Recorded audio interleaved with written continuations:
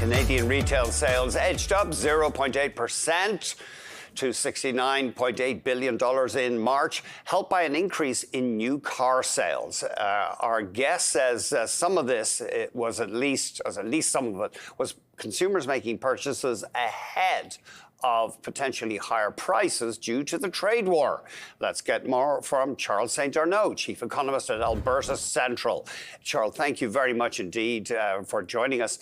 And I guess that's the problem with any data right now. It's a little dated because we haven't seen the effect of the trade war, but it's already helping to distort things. Yeah, and it's hard to detangle the virus effect. And what's interesting with the retail sales today and also the preliminary number for April is that it remains quite robust despite having seen a big plunge in consumer confidence in recent months. So there's kind of households are less confident, but they're buying more. So it makes me think that they're trying to get ahead of the tariffs before any price change, especially in the car industry. We know it's a sector that will probably see big prices increase due to the U.S. tariffs. So that's probably what you're seeing, some consumption being brought forward. There's an interesting thing about retail sales per person, if you adjust them for inflation. We have seen a slight rebound, have we, in the retail sales per capita? Yeah, well, that's a kind of a longer trend that we've been seeing for about since mid-2024. So until mid-2024, retail sales per person were still gradually trending lower. But since mid-last year, we're starting to be seeing a pickup where individuals were actually starting to spend more finally. And I think part of that is we had all those rate cuts from the Bank of Canada in 2024 that were starting to have a positive impact. It has stabilized, it's kind of stagnating at the current level. And I think part of it is the tariffs uncertainty that's kind of holding back a bit on the household spending side. You say, though, that there are signs of weakness in provinces with higher debt and insolvencies, especially Ontario and BC. Yeah, well, those are two provinces where we still see that spending per person lower right now than it was at the same time last year. It's some of the few provinces, but we know Ontario and BC have very high level of consumer debt, and that's probably holding back. They're still having some squeeze on households coming from higher interest rate and that. And we have also to take into account that the labor market is also gradually deteriorating. For example, in Ontario, we've lost almost 60,000 jobs over the past 2 months. So the question is, what is going to happen to consumer spending as we get into the summer? And are we going to see more job losses in those provinces and kind of creating more weakness on the consumer side?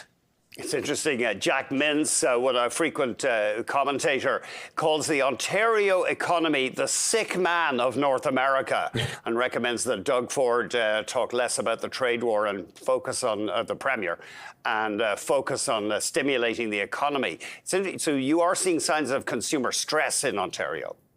Well, when we look at it, is that Ontario was already vulnerable to any type of shock because of its high level of debt.